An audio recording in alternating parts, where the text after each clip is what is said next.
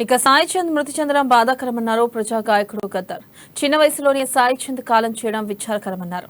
రాష్ట్ర ప్రభుత్వం గాయకుడు సాయి చంద్ కుటుంబాన్ని ఆదుకోవాలని కోరారు. తన కుటుంబంలో ఒకరికి ప్రభుత్వ ఉద్యోగం కల్పించే విధంగా చర్యలు తీసుకోవాలని రాష్ట్ర ప్రభుత్వానికి విజ్ఞప్తి చేశారు. అందులో ప్రజల పాటకి పాదాభివందనం. ఏదైనా కానీ సాయి చంద్ అనే ఎవల్యూషన్, ఆ సాయి చంద్ అనే పాట పత్రికల ద్వారా ఓ మిత్రుల ద్వారా ఇక్కడికి వచ్చిన వాళ్ళు వినాలి, తెలుసుకోవాలి.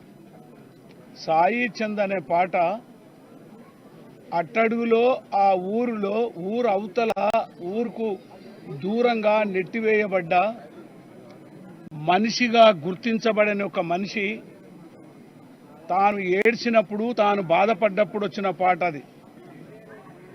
ఆ పాటను దగ్గర తీర్చింది విప్లవ పార్టీలు. ఆ పాటను చిన్నప్పటి నుండే దగ్గర తీసింది విప్లవోద్యమం. అంటే ఇది మారాలి. అక్కడ దొరల మీద, భూస్వాముల మీద నీ బాంఛన్, నీ కాలుమొక్త దొర అనకుండా తిరగబాటు చేసిండు. ఎవల్యూషన్ ఎక్కడి నుండి వచ్చింది అంటే ఈ మొక్క చెట్టు మొరికిందంటే ఏర్లోకి వెళ్ళాలి. అప్పటి నుండి పరిచయం. అది బ్రీఫ్గా ఆ తిరుగుబాటు పాటనే చిన్నప్పటి నుండి పెరిగి పెరిగి విప్లవ పాటై, అభ్యుదయ పాటై, ఆయన పాడిన లేటెస్ట్ పాట అమరవీరుల గురించి పోలీస్ కిష్టన్నతో మొదలుకొని స్వర్ణవర్ దాకా పాడిన పాటల్ని ఒకసారి వినండి అని చెప్తున్నాను. ఆ ఆత్మ